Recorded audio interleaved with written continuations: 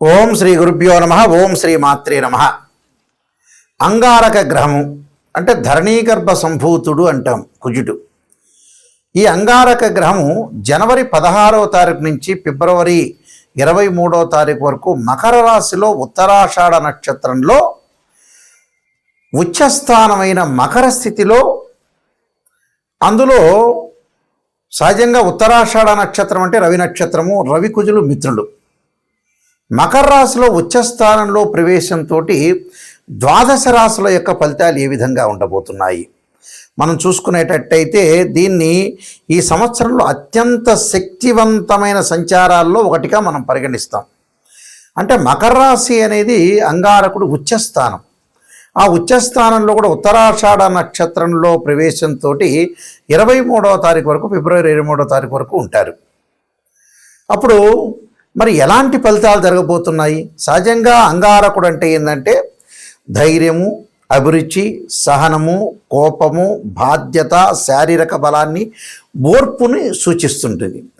మకర రాశి సహజంగా ఏంటంటే మకర రాశిలో పుట్టిన వాళ్ళ కొంతమందికి, అంటే ఎక్కువ మందికి, మెజారిటీ ఆఫ్ ద పీపుల్కి క్రమశిక్షణ, సహనము, బాధ్యత, ఓర్పు, అలానే సహనము, ఈ రెండు శక్తులు ఇక్కడ కలుస్తాయి. అంటే కుజుడు మకర రాశిలో సంచారం చేయటం వల్ల కుజుడు ధైర్యాన్ని, సహనాన్ని, ఓర్పుని, మకర రాశిలో జన్మించిన వాళ్ళకి అలానే ధైర్యము, స్నేహము, ఓర్పు, క్రమశిక్షణ, ఈ రెండు శక్తులు కలుస్తున్నాయి. కాబట్టి మరి ఏ విధంగా ఉండబోతుంది? ఈ రెండు శక్తులు కలవటం వల్ల ఇక్కడ మనకి మరింత దృష్టి పెరిగే అవకాశాలు ఎక్కువ ఉంటాయి. అంటే రెండు కలవటం వల్ల కొంత సుఫలితాలు జరగటం ఒకటి. ఈ సమయంలో కొంత తొందరపాటు నిర్ణయాలు తీసుకోకూడదు, ఓపికగా ఉండాలి, స్థిరంగా ఉండాలి, స్థిరంగా ఉండి పనిచేయాలి. నిజమైన ప్రయోజనాలు పొందే అవకాశాలు ఎక్కువ ఉంటాయి. కోపశక్తిని కూడా, అంటే కోపాన్ని కూడా నియంత్రణ చేసుకోవాలి. అలానే సరైన సమయంలో ముందుకు సాగాలి. అంటే సరైన ప్రయాణం చేయాలి, సరైన విషయాలు, సరైన నిర్ణయాలు తీసుకోవటం చాలా ఇంపార్టెంట్. అంటే ఈ సంచార సమయంలో దీర్ఘకాలికమైన ప్రయోజనాలు, విజయాలు కలిగే అవకాశాలు ఖచ్చితంగా ఉంటాయి. కాబట్టి మనం ఎలాంటి నిర్ణయాలు తీసుకోవాలి, అంగారకుడి యొక్క ప్రభావం ఏ విధంగా ఉండబోతుంది, ఇవన్నీ కూడా గోచారరీత్యా చెప్పబడే ఫలితాలు. అంటే పదే పదే నేను చెబుతున్నాను, చాలా జాగ్రత్తగా వినండి. ఎప్పుడు కూడా బర్త్ చార్ట్ వేరు, గోచారం వేరు. అంటే ఏమిటి గురువు గారు, నాయకంటి గారు గోచారం గురించి చెబుతున్నారంటే, ఆవగింజంతైనా అదృష్టం ఉండాలి. ఎంత కృషి చేసినా కూడా కొంత అదృష్టం అనేది వితిన్ సెకండ్లో వచ్చేదే గోచారం. Point number 1. పాయింట్ నెంబర్ 2 ఏమిటి? Birth chart. బర్త్ చార్ట్ అంటే ఏంటంటే జన్మలగ్నాన్ని నుండి మనం లెక్క వేస్తుంటాం.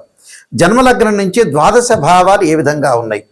ద్వాదశ భావాలు అంటే తనుభావము, ధనభావము, ద్వితీయ భావం అంటారు, తృతీయ భావం సోదర భావం, చతుర్థ భావం మాతృభావం, గృహము, వాహనాలకు సంబంధించిన భావం, 5వ భావం అంటారు, పంచమ భావం అంటారు, దాన్ని సంతాన భావం అంటారు.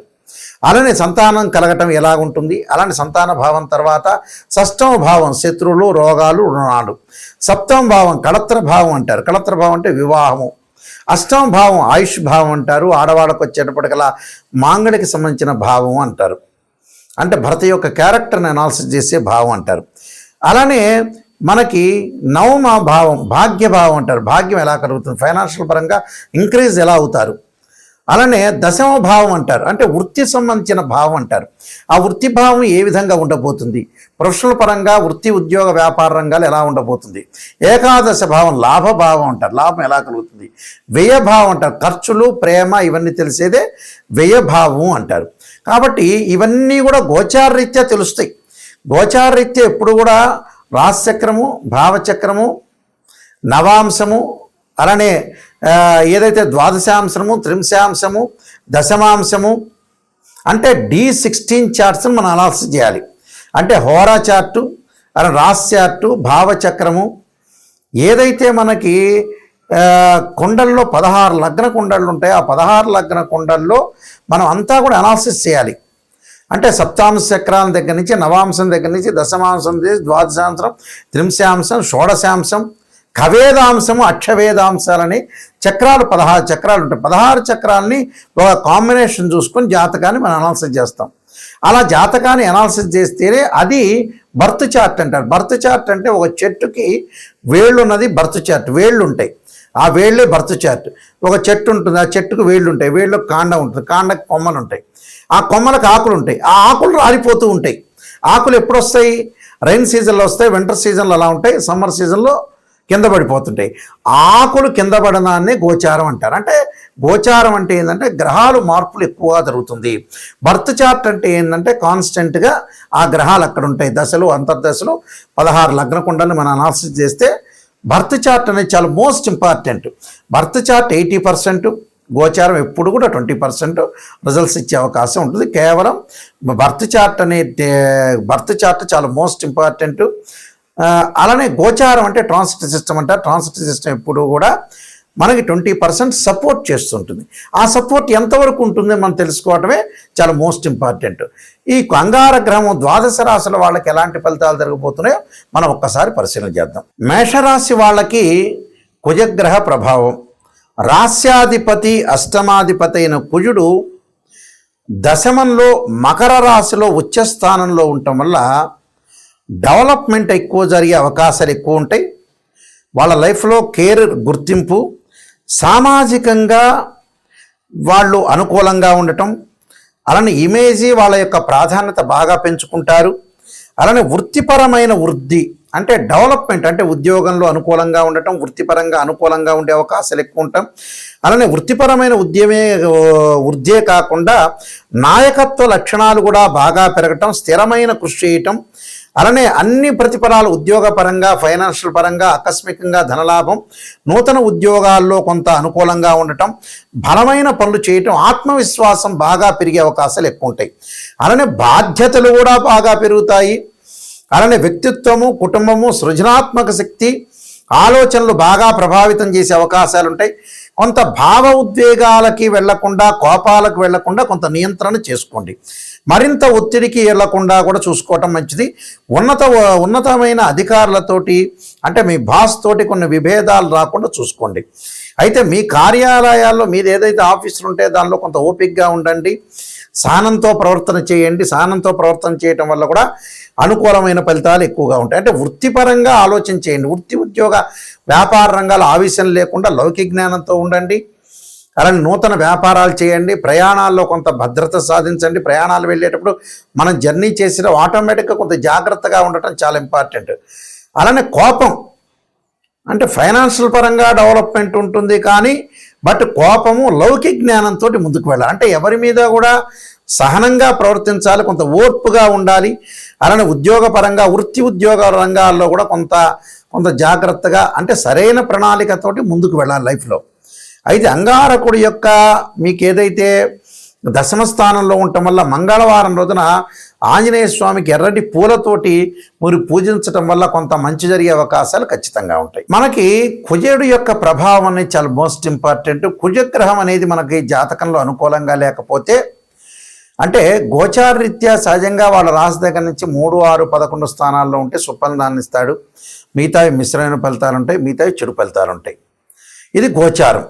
అదే బర్త్ చార్ట్ ప్రకారంగా మనం చూసుకునేటట్టయితే వాళ్ళ జన్మలగ్నం నుంచి 2, 4, 7, 8, 12 స్థానాల్లో కుజుడు ఉంటే దాన్ని కుజదోషం అంటారు. కొన్ని నక్షత్రాల కుజదోషం వర్తించదు, కొన్ని రాసులకి, కొన్ని లగ్నాలకు కూడా కుజదోషం అనేది వర్తించదు.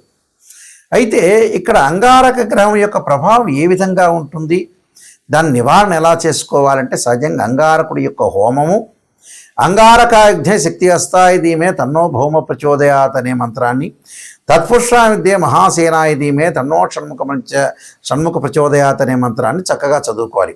అంటే తత్పురుషా విద్యే మహాసేనాయ ధీమే తన్నో షణ్ముఖ ప్రచోదయాత్ అనే మంత్రాన్ని చదువుకోవాలి. లేకపోతే అంగారక గాయత్రి మంత్రం. ఇక సహజంగా అందరికీ తెలిసింది ఏంటంటే ధరణీగర్భ సంభూతం విద్యుత్కాంతి సమప్రభం కుమారశక్తి అస్తంచ మంగళం ప్రణమామ్యం.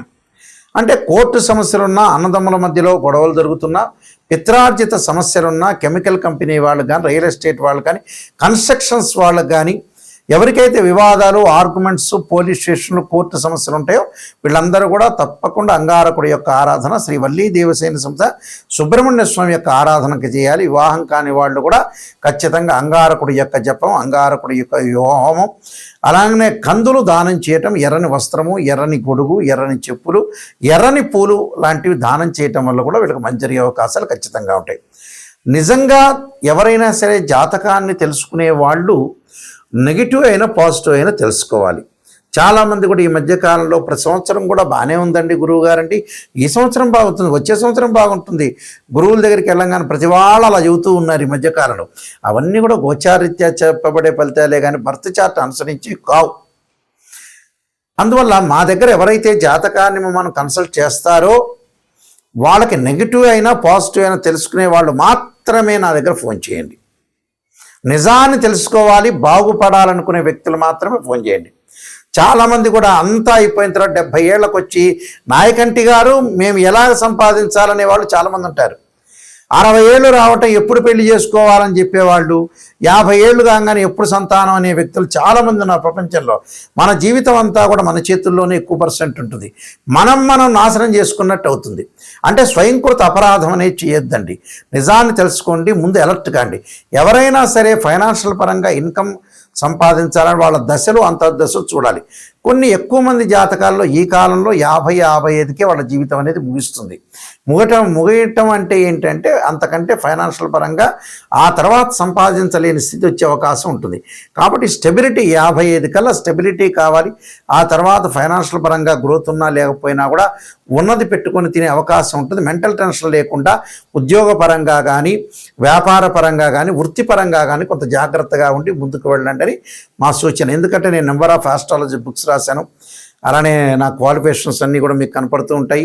నేను 15 పుస్తకాలు, కాలసర్పయోగము, కాలసర్పయోగ చంద్రిక, రాహుకేతులు, ఛాయాగ్రహాలు, పుత్రగణపతి వ్రతము, వివాహ మార్తాండము, జాతక చంద్రిక, స్వప్నశాస్త్ర ఫలదీపిక, బృహత్ పరిహార సింధు, సర్వదేవతా గోత్రపురులు, సర్వదేవతా గోత్రపురులు పార్ట్ 1, పార్ట్ 2 ఇలాంటి నెంబర్ ఆఫ్ ఆస్ట్రాలజీ నేను గ్రంథాలన్నీ కూడా రాశాను. అవన్నీ కూడా మోహన్ పబ్లికేషన్ రాజమండ్రి వాళ్ళ దగ్గర దొరుకుతాయి. మా దగ్గర కావాలంటే కూడా మా దగ్గర కూడా మేము పంపిస్తాము. www.nayakanti.com, www.nayakanti.in చూడండి. చూసిన తర్వాత నిజంగా తెలుసుకోండి, జాతకాన్ని నిజంగా తెలుసుకోండి, ముందుకు వెళ్ళండి. నిజం తెలిస్తేనే మనకు మంచి జరిగే అవకాశాలు ఖచ్చితంగా ఉంటాయి. అబద్ధపు ముసుగులో, అసత్యపు ముసుగులో ఉంటే జీవితం అంతా కూడా మన లైఫ్ అనేది ముందుకు వెళ్ళదు. వెనక్కి తిరిగి చూసుకునేటప్పటికల్లా మన టైం అయిపోతుంది. కాబట్టి కొంత జాగ్రత్త వివరించి మీరు ముందుకు వెళ్తే మీకు మంచి జరిగే అవకాశాలు ఖచ్చితంగా ఉంటాయి. మీ అందరికీ కూడా మంచి జరగాలని ఆశిస్తూ సర్వే జనా సుఖినో భవంతు.